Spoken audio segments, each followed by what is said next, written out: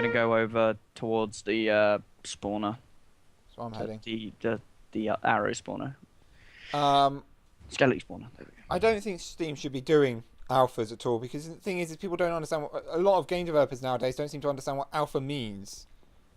Well, I don't think anybody knows what alpha truly means, but like in a classical sense, I mean, you have a game, it's not quite done, but you need, as the developer, people to test out and find those bugs that you can't as a developer, because you're only looking at it from your point of view.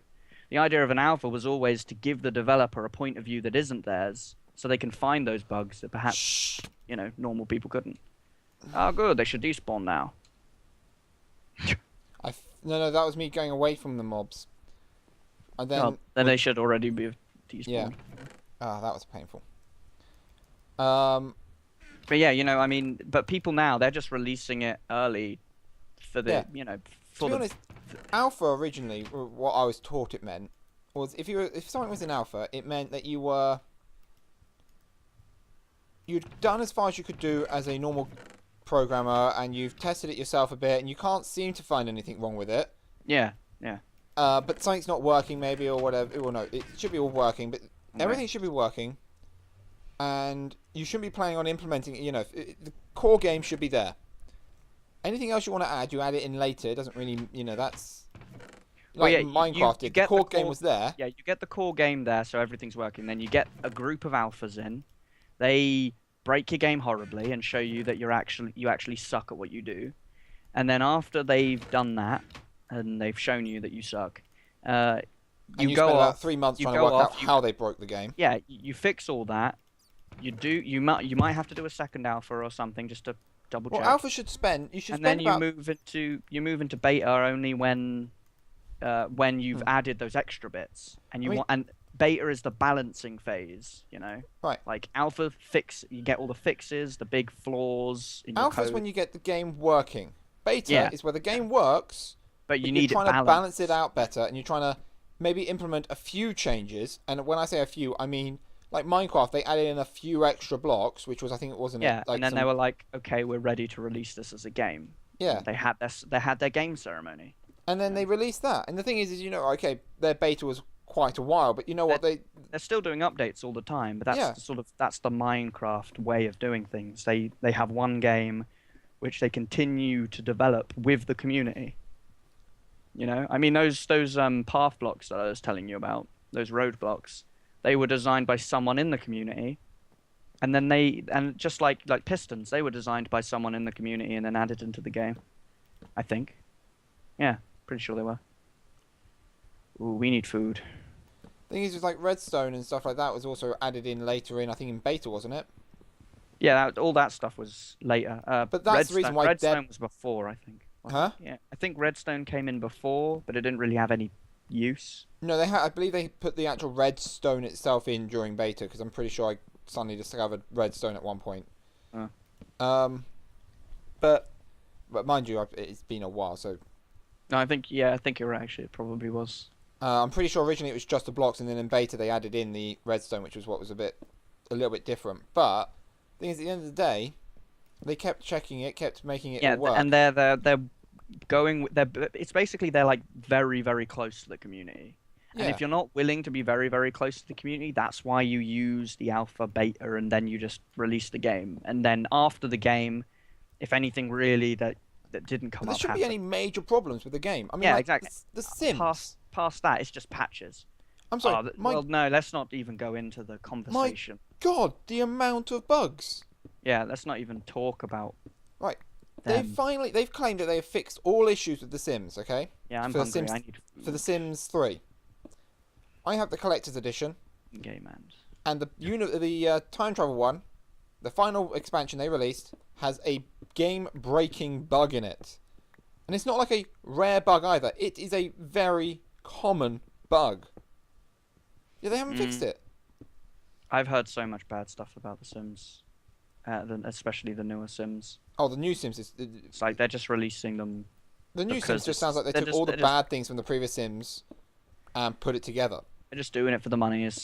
Yeah, it's now gotten to the point where they're just doing it for money. I mean, Sims 3 was possibly Sims 2 was possibly the best of the Sims. Like, I don't even blame the developers of that game. It's the people who are running and choosing the release.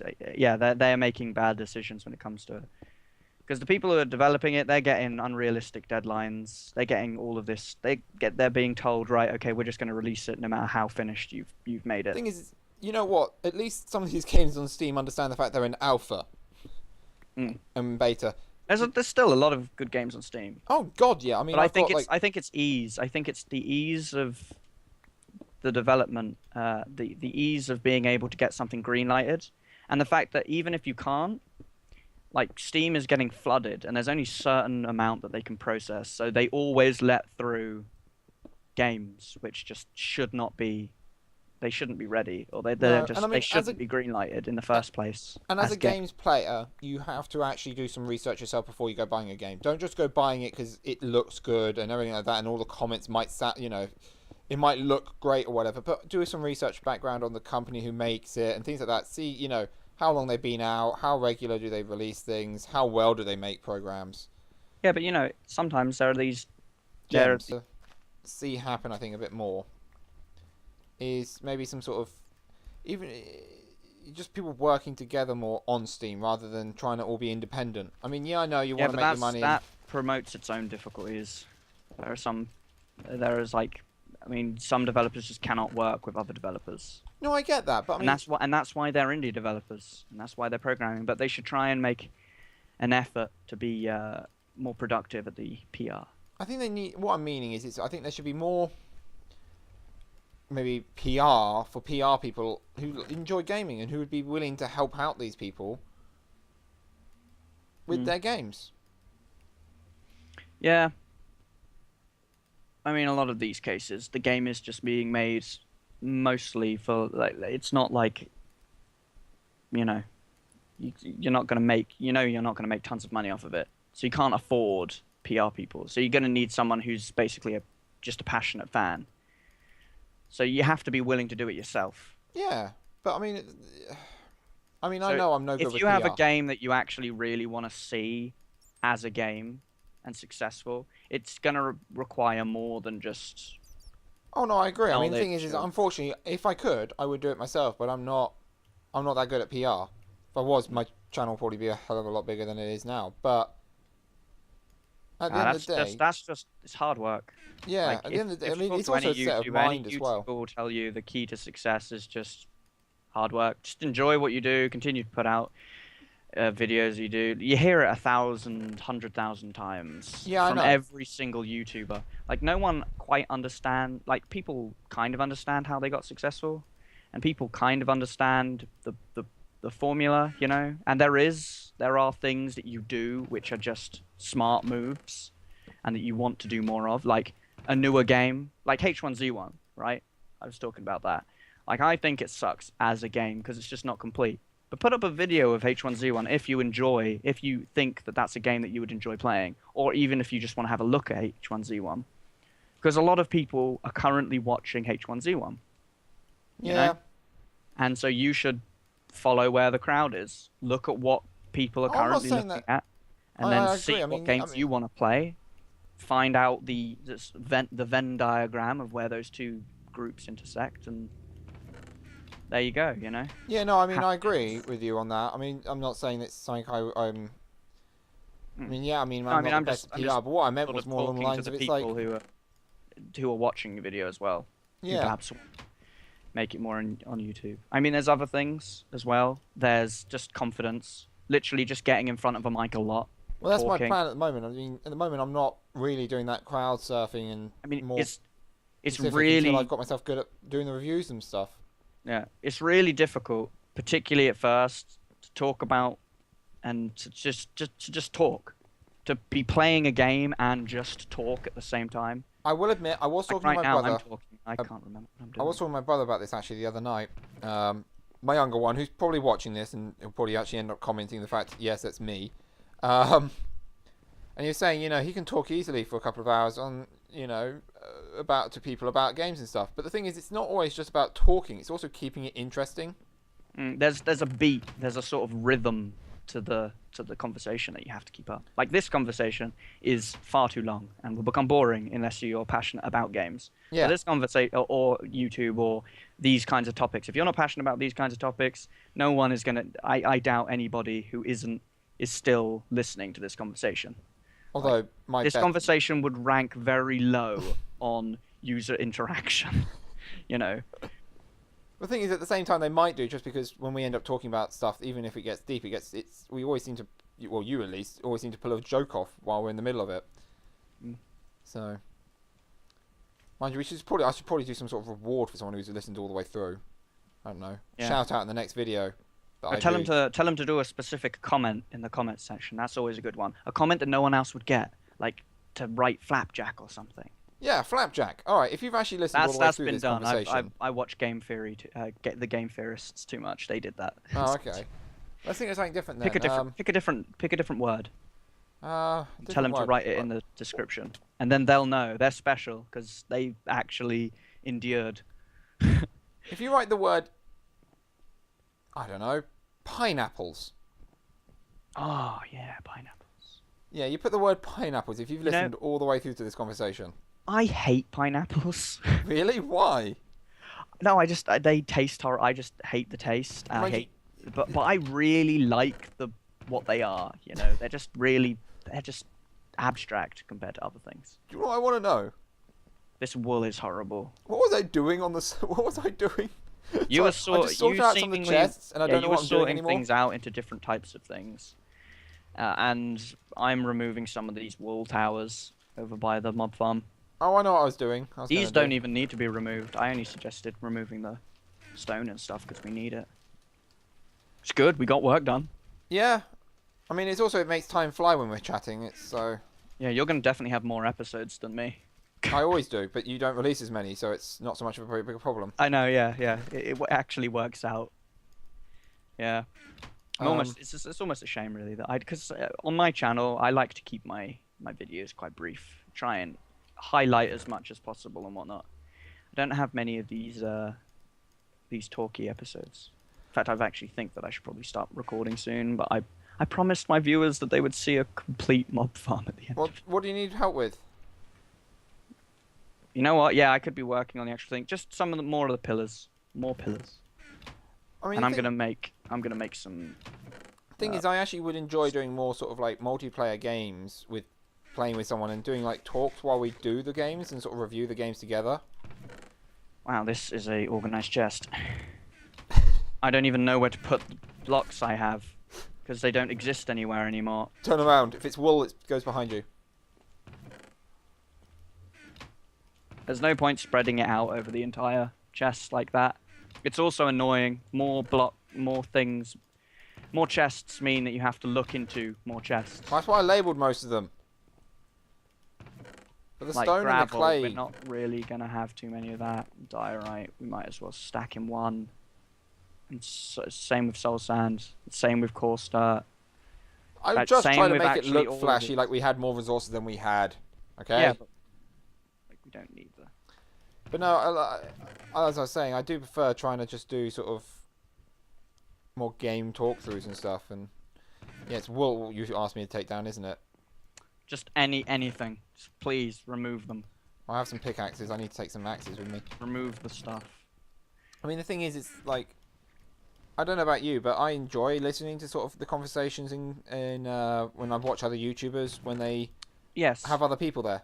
Yeah, podcasting type things and stuff like that. That's the kind of thing. But there's like a setting and stuff and due course and how you do. Oh, we should go to sleep. There we go. Another night. But no, I find it more interesting. I mean, the thing is you get to watch them playing the game and talk about it occasionally, but also you get to hear about other things and other interests as well. The game is secondary to the commentary. Yeah, exactly. No, oh wait, I was just about to make some sticks. I do have to admit, it does remind me actually of a film I watched, Red. Yeah. Retired and Extremely Dangerous. Yeah. Because there's one of the commentaries on that is the CIA liaison they had. Oh yeah, no, that's really interesting. I think he mentions the film like a handful of times, and the rest of it's just his life story. Yeah, the rest of it is just him talking, and it's just so interesting hearing this guy's life. Just epic. The thing is, I ended up listening to it while doing the washing up, and you know what? I didn't care. I couldn't see the video because I didn't need to. It was like listening to the radio.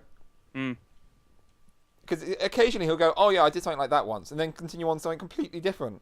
And then he would like mention stuff, like mention sort of nods to things that he's done and whatnot that he shouldn't know about, or like stuff, or stuff that he mentions that he can't talk about a certain thing. One of my favourite bits is the fact that I was listening through it, and then suddenly you hear it go blank for a second. You know, it goes silent for a second, and then he keeps talking, and you realise they must have cut something he said because it's obviously still classified. Yeah, it's lots of good stuff. But you see, the thing is, that's why I enjoy listening to good commentary. And I mean, right now, most of what we're doing is just sort of not much at all, just taking down the pillars and things like that. But I mean, it's far more interesting than watching something random on a screen, or just watching people's faces on a screen talking, in my opinion, anyway. Well, yeah, you get a little bit of extra. You get the game. It's about the game, you know. So you see things happening, and then when something stupid happens, you can hear us sort of laughing or swearing or crying as we run away from something. There's going to be a lot of that soon, by the way. The crying. Stay tuned for the crying. Yeah. Stay tuned for the crying, folks. It's gonna be here soon. Are you taking down the white wall? No, the pink wall. But there's this white wall right here, obnoxiously standing in my way. I didn't realise you needed me to take down the white wall. I'm just gonna remove the bottom of it. I don't need you to remove the white wall. It's just in the way. But Yes, words. Yeah, they've gone. No, that was it. Yeah, it's just, I mean, it's what I do at the moment. And I mean, there's a few games I'm planning on doing. There's, for example, Saints Row 3 and 4. I'm planning on doing that with Shizney. And that's my other half, my beautiful girlfriend. I was wondering, so I don't know her internet handle, so. Yeah. And, is she in the room with you? Yeah. Okay. Totally not giving me a look of, you better be mentioning mention me. It's like my ears are burning. Are you talking about me? You better be saying something nice. But I'm going to stay out of this. Did you say I'm going to stay out of this? I am staying out of this. I'm not in this. What are you talking about? What? Sorry? Pillars? Yeah, I think we should probably remove a couple more pillars and then this will be ready. She's just shaking your head at you. Well, I didn't say anything. But please. At the end, she's just laughing. But at the end of the day, ow! I didn't do nothing. I swear, it weren't me. But at the end of the day, I think it's going to be more fun. I think it's more interesting to watch people play games together than it is to watch more often a single person playing a game. Unless they're like myself, who gets quite easily wound up at a game, and then I find it hilarious because I enjoy watching someone else agonise over a game. I have to admit, a lot of the game players I like to watch tend to be either those who go over the top about being silly while playing a game. Shout out to PewDiePie. Or I don't watch PewDiePie. Or they just like rage at the game because they're playing through it and they're playing quite normally like myself, and then something will happen. They just start getting really, really hateful towards the game, and they start blaming. I occasionally I do find, not usually on mic, but I will occasionally start blaming the game developers that they actually hate me and they deliberately made the game difficult. And well, I don't know about you, La Phyzz, but I'm pretty sure the map maker hates us. Yeah, I'm not sure about that, but or at least hates you, because apparently gravity is your worst enemy.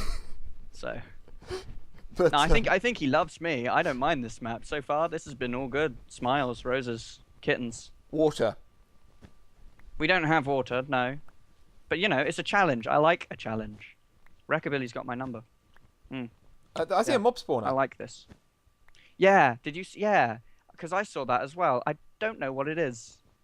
Can you make out what type of mob spawner it is? I'm not cheating with my zooming. You're using your zoom. Stop, I can't tell what that is. It's blue. Zoom. Blue? Blue. That's not a mob. Blue is not a mob. And it looks like it's twerking, I believe the term is. Okay. You have obviously succumbed to pillar madness.